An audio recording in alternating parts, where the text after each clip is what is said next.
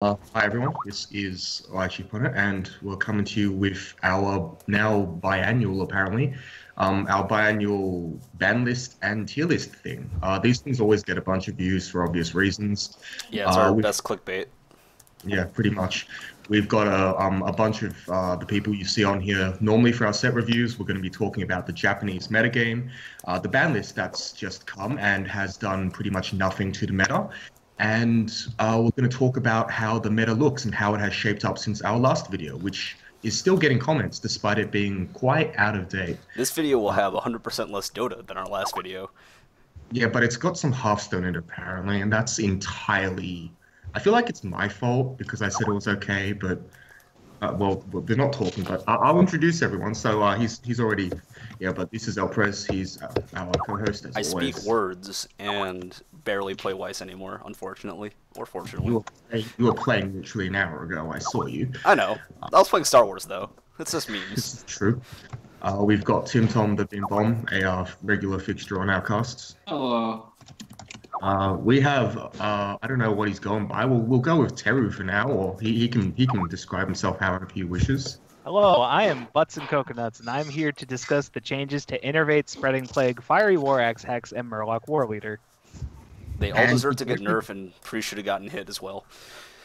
And to join him in that, we have he can advertise himself. We have Penguin 420, the proprietor of Strictly Broken TCG. Yo, www.strictlybrokenTCG.com, www.patreon.com/strictlybroken, www.facebook.com/strictlybroken, www.twitter.com/sbtcg. And I'm also here to talk about Hearthstone. You're very bad at this. We can just link all of that in the show notes, right? We also, do shoutouts at the end. Sorry, lunch before Weiss Schwarz. Lunch before ws.wordpress.com if you want to hear just me talk about the ban list even more after this. Sorry. Okay. And we were supposed to have a couple of our other regular members on, but Celadon B is, I don't know, he's dead in Germany somewhere.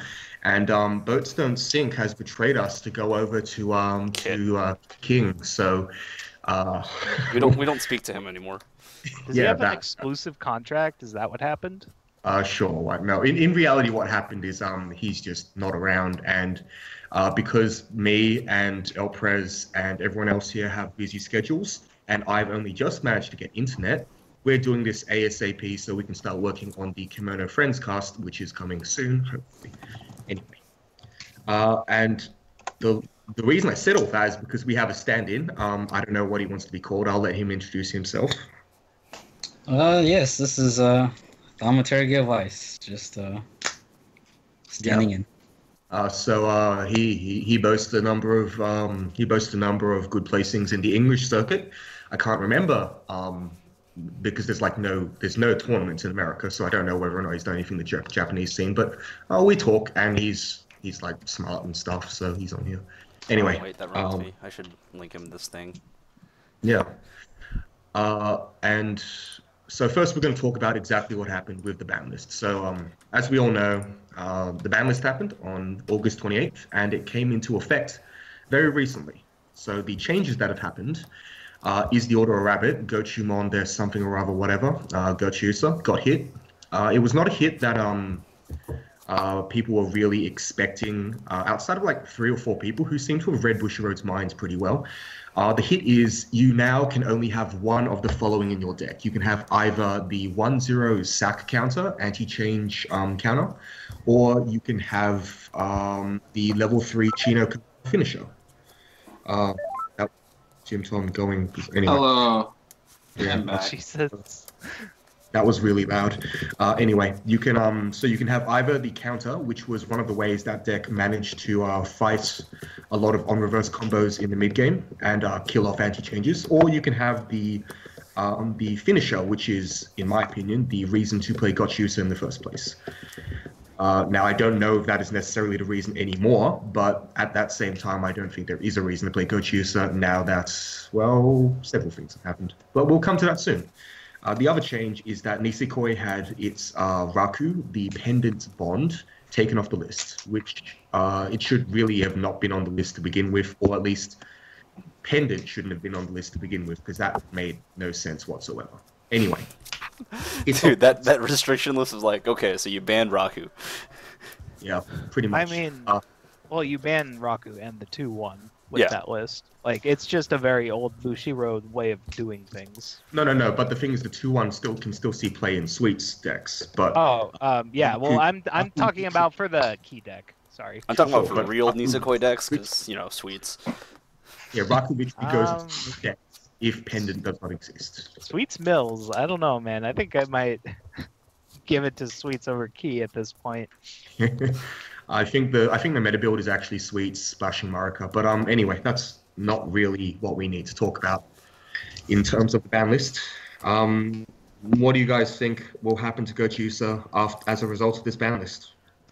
I think that there is no real reason to play Gochiusa anymore. I don't even remember what the counter does. What does the counter do?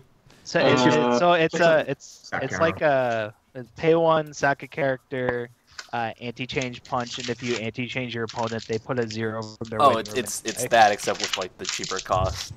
Yeah, It's the except love pay punch. one, sack a character instead of like pay 2. Yeah. Okay. And it's a 1K. Yeah. No. I don't. I guess there's no reason then. Because like my view of Gochiusa, I guess, is the cards they hit on the list are probably two of the more unique things. You have this kaleidoscope-esque multi-burn finisher, and then you have a very efficient sack punch / anti-change option. I don't really know if Gochiusa has the tools that I would deem necessary beyond those cards to really be a good competitive deck. So by like limiting yourself hard on that, you're either I don't know. I feel like, man, how do I word this? I feel like I see these decks where you can pay a bunch of stock to do these very explosive finishers, and then they just don't do that well because they don't have anything else to their game plan. I feel like Gochiusa is just another deck like that, and one of the more interesting cards it had was this fairly unique anti-change punch. I mean, the way Gochiusa was played in Japan was they didn't rely on the Koko Chino finisher. That's true as well. In like Japanese, Asian, Eastern metas, they valued playing the Rize early play like a lot more to stabilize it too, just because that's Japanese kind of meta. how the Japanese Play. Asian meta is. It's like you just heal a lot and you heal early and you play early plays a lot. Whereas Western metagame is kill them. Yeah, like we've always, we being Western players, seem to have always valued high ceiling finisher options over that sort of gameplay. So you need like 10 stock to do triple Cocochino. You need like the perfect game because you need a full hand and 10 stock. But if you're playing to play multiples of the early play Rize, you're just never going to get to 10 stock. And I think it's pretty evident that that is how they played, because most decks I saw on like Twitter or whatever were like 4 healer, like 3 burner or something like that. I mean, the heal is just a heal when it needs to be, and that's fine as well. No, it's like, and it's pretty big because it'll be like 13-5 on your turn or something. It's big purely because you need the 2-1. Like their plan is always to drop double, like 2 of that, and because of that, like they'll be struggling to get even double Cocochino unless they cancel for like 1.5 turns, or like 2.5 turns, counting a turn at level 3. And I've just always felt that was unrealistic, given the fact that Gochiusa doesn't really have that much compressive power to it. Yeah, well, I don't think they're really trying to go for like multiple Cocochino, even in that case, unless they're having a really good game, right?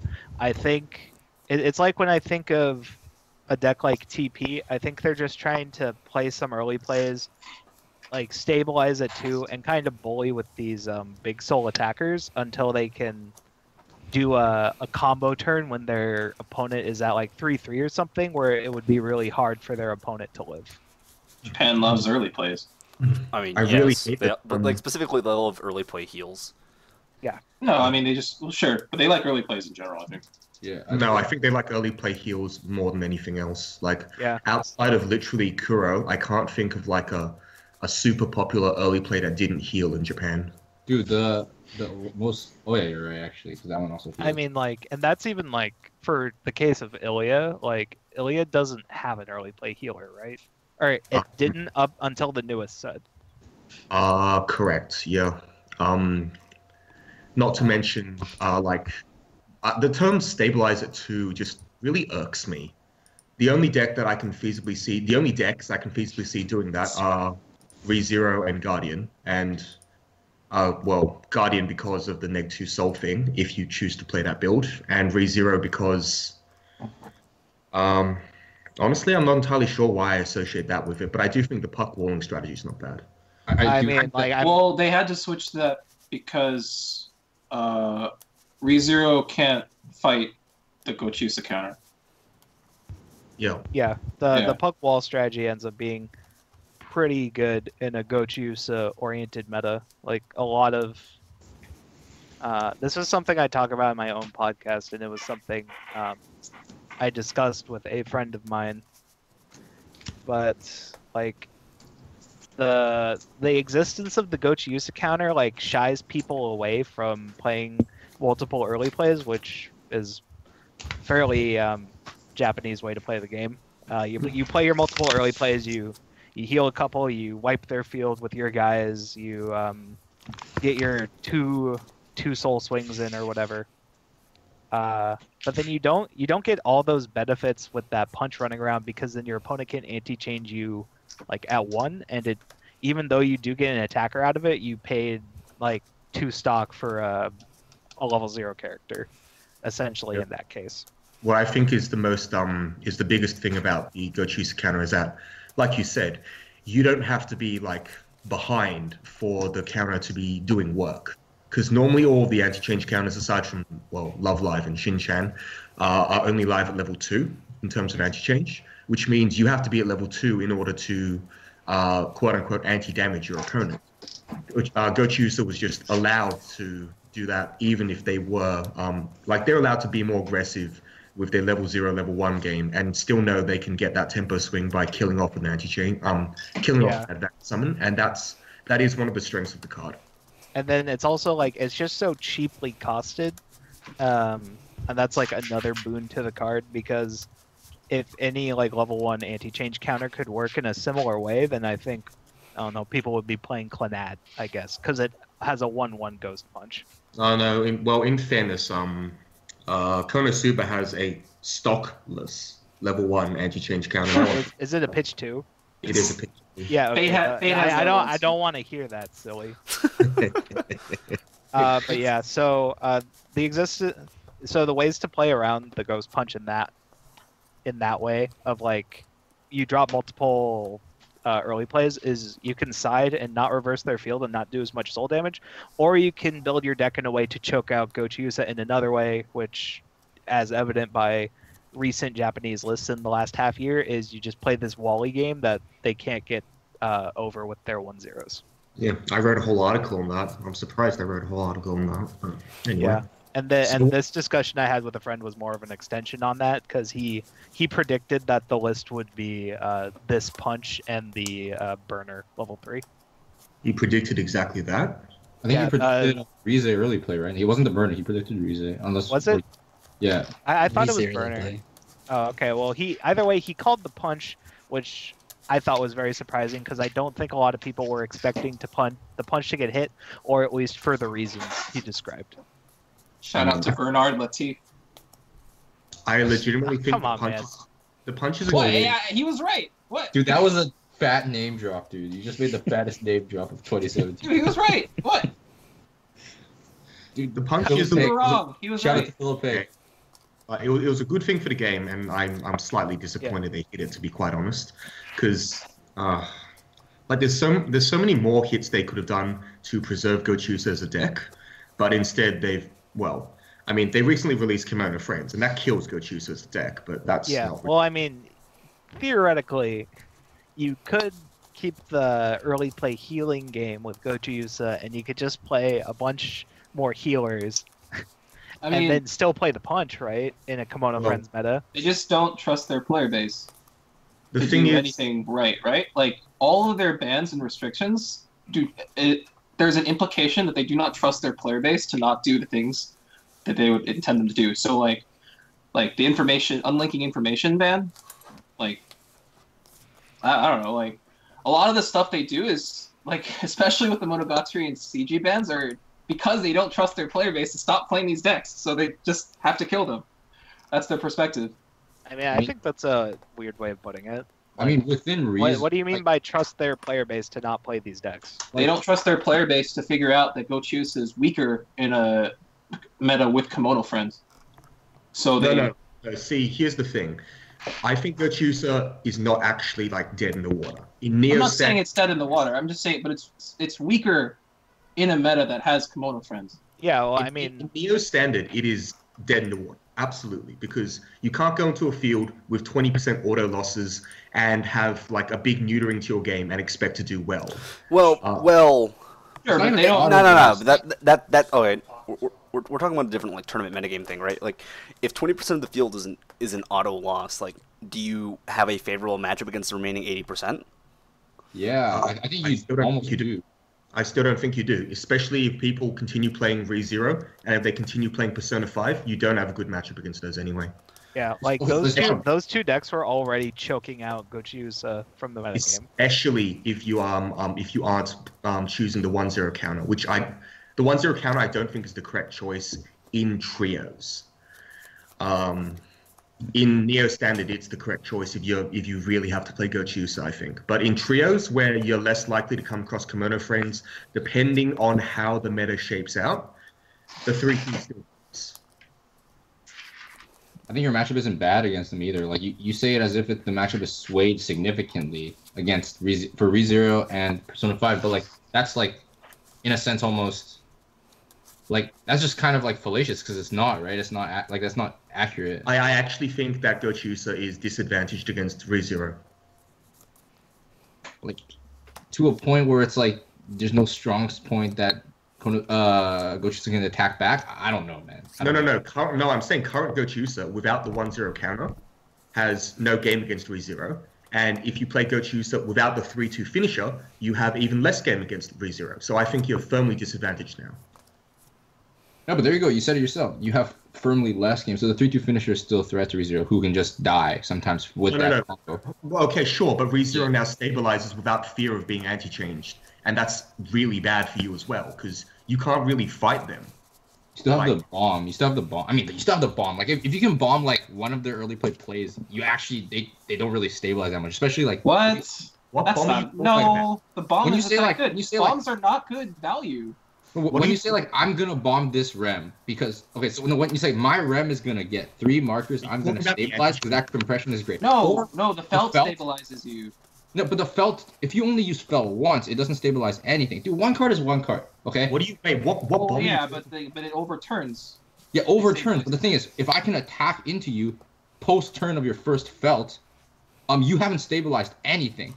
What bomb are you talking about? I'm talking about in the specific scenario where the ReZero player does the nuts, and he goes felt into rem that turn, right? That amazing... What's your counterplay? Are you playing the unsearchable blue bottom deck bomb? No, there's a 2-1 reverse. There's a Riaz. Yeah. Oh, okay, sure. And like it's not like a crazy turn where ReZero says, "Yo, Gochiusa, you don't play the game anymore." It's not like that at all because it's kind of just like. It kind of is because after that, ReZero is just gonna use the Amelia Brainstorm, tap down their brainstorms, and they can't brainstorm for the rest of the game now. You can't do anything after that. And they're leading hand for the rest of the game. No, see, but the thing is, like, there's a really important inflection point here between like that turn, that specific turn, the ReZero player must cancel for it to win the game, quote unquote win the game, right? It has to be that specific turn on the backswing of the No, that's not true at all. That's not how this game works. Yeah, it is because you. No, it isn't. That's not how this game works. Are you kidding me? If you didn't cancel that turn, you're at 3 now. That doesn't matter. Yeah, it does because Gochiusa is gonna get choked out of hand the entire rest of the game. I mean, you don't have and you're suffering from a damage deficit because you just had to bomb a lane. if you didn't and cancel, your other lanes are just losing. You're losing for the rest of the game. It doesn't matter if you hit them to 3. ReZero, in fact, is totally comfortable playing for that position. Yeah, if the opponent, if look, I play like if you get to that point where they actually want to immediately brainstorm and pay a stock, do that. That happens. Just that don't happens. attack It's 3 not times Spice. anymore. You won't bleed hand if you attack like twice. Then you're not winning. Well, how are you not winning? You just play slow. You just grind it. That damage advantage just goes away really fast if you stop attacking 3 times. Yeah, but then when you hit 3, you can do a sudden burst of damage. So at any point in the game, if they didn't do a turn how back many to how many zero, they'll probably win. Gochiunas are you expecting for them to play then in that scenario? I'll do triple because you're not tracking. How are you gonna have 10 stock? How does this work out for you? How are you gonna have that much hand? Map this out. On the let's I'll actually map this all out for you because this scenario has come up like several times. You're not getting your 1-0 combo off. You're not reversing anything. What? Like if you assume you're not gonna do the one, like if you actually never want to do Amelia and just sit on those walls, sure. Like we both simplify our game. What Japan does. That is how they have been approaching the game and the matchup. But that is 100% how they play the game. And then you don't get any hand. You're forced to brainstorm every turn. And then for some reason, they don't run the Emilia brainstorm because, I don't know, they're idiots or something. And they don't tap down your brainstorm. You can literally run out of cards as Gochiusa in that matchup. Like, look, we've gone off track. We've gone off track. The point is... No, I really do think there's a disconnect here because, like, when you say it's a blowout, you suggesting to... whatever audience. No one's saying it's a blowout. It's just disadvantage. No one's saying it's a blowout. He's just saying it's disadvantage. Gochiusa. I think saying it's disadvantaged is a bit skewed of an opinion, saying that ReZero does something that is actually significant when you describe what it does. I think that's a little bit skewed to an opinion. It's not objective. Why? Because like I said, if the results speak for themselves, though. Strong. If things go your way, it looks. But the results speak for themselves. Well, it really doesn't, right? Gochiusa has been diminishing in representation ever since the ReZero builds have been switching to... ReZero has not been increasing in representation. Yes, it has. ReZero is now the most popular build, like, outside of Love Live Sunshine exactly, which is 23% of trios. ReZero is 22%. It is the most popular outside of Love Live Sunshine. I thought we were talking about Neo Standard here. Because, like, we're talking... Neo Standard Gochiusa is dead. It doesn't exist in Neo Standard anymore. Well, I was talking about Neo Standard. I'm talking about Neo Standard right now. I think trios, like, because you have a team of 3, someone's gonna, like, ReZero's probably gonna a really popular deck in trios regardless, right? And Gochiusa is even more dead in Neo. Like, it doesn't exist in Neo anymore because it was choked out. I'm suggesting why it might not be dead in Neo, though, because, like, making that assumption I think is dangerous. Because, like, not dangerous in the sense that it's dangerous meta-wise, but you lose to Kimono Friends. Just you straight up lose to Kimono Friends. But but as we said, your matchup against other decks, I'm trying to suggest, is not poo, like what Will said. Like, if the 80 other percent is not poo, there's no reason the deck is bad. And, like, it's literally, potentially, our argument is ReZero a bad matchup. But other than that, everything's fine. Like, it's still fine. Like, more easy, in fact. Persona are both pretty bad matchup. Even though I really don't like their Persona builds, it is a bad matchup because it was designed specifically to beat Gochiusa. Vivid is being geared specifically to beat Gochiusa as well, though I think that should die out soon. Well, logically, it should die out soon. I have no idea what they're playing for Love Live Sunshine to make it so popular, but there's that. The lists are all over the place. They're playing the bomb into double advanced summon as the primary build, I believe, which... I've seen mostly the Dia Miltu add 1s and hires to your hand combo. That's the list I see primarily on Twitter. I see 2 soul lists by far the least, if that's any indication. So it's probably like bomb lists or Dia lists. I'm just suggesting like that it's dangerous to say it's a bad deck. Although I do think one thing that will completely put a nail on the coffin on Gochu is that I think AOT might just be a better Gochu. And you make these really weird, like, that's a really weird thing to say. I don't think it's that far off. They're cards, you can literally slot the cards in a very mirrored way. Like, it's a very like, you can literally slot the same cards. They have this exact same cards, but better. So like, if you we'll get to that soon. We'll get to that soon. I want just a very quick footnote on Nisekoi and how the change has done zero of anything for the deck. Okay, All three. The change is very important for what it symbolizes in that Bushiroad is finally ready to move on and start taking Nisekoi off of the list. This is what they always do, right? Like they'll turn unban the one pick thing. 3. Yeah, they'll turn the pick 3 into a pick 2, and then the pick 2 will go away, and then slowly, like, whatever limited or banned card will trickle off the list. Marika is kind of like a weird subject, I think. I don't know if Bushiroad will ever be ready to release Marika, but I feel like Kosaki and the Pendant will come off very soon. I think that they should just remove Marika from the list and be done with it. Nisekoi as a deck is not strong enough to deal with most of the modern stuff. We can see that from the fact that, like, Star Wars, despite having a Gochiusa as finisher, is really not putting up very many results. That's not necessarily its fault, but I also don't think that it's nearly as strong as it could be if the mid-game engine. It's because that level 1 combo is garbage. All I'm saying is, like, I just don't think Bushiroad will ever let Marika go. And that's just kind of like a weird.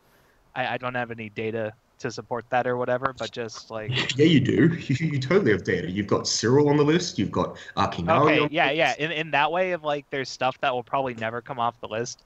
Marika, like Bushiroad, might be that afraid of Marika, even if it's like not the worst thing in the world to come off the list. Marika is a problematic card. Well, but, I think she, of all the cards that are banned, she is probably the most problematic. Like, but you get what I mean. Like, yeah. Like Nisekoi's early game is so horrendous that I think if you like manage to have a multiple Marika game, you might be able to catch up and win out of nowhere. But I don't think that's something you could rely on for it to be a good deck. Let's not forget the fact that Kimono Friends turns Marika into a restand and nothing else. Yeah, of course. Like there's Kimono Friends, but just like in general, it's so obnoxious. It's so obnoxious when I talk to people who are like, Triple Marika's so broken, because they think that you'll have 9 cards in hand. Yeah. Like you wouldn't even have 9 cards in hand when like Marika was broken. You literally had to trigger like bars or gates. Yeah, and you could have 6 cards in hand to do 2 restands and then bird with the 3rd one, and like that was really good. Yeah. But, fact of the matter is, a lot of people who complain about Marika being truly broken either played very little at the time that Marika was around, or simply read the card and thought it was ridiculous because they assume that Marika has a modern deck attached to it, and it really doesn't, which is the problem. Yeah. Okay.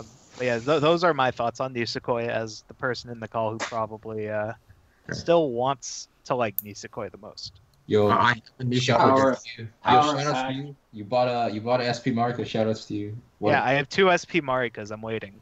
Yeah, what a. All right.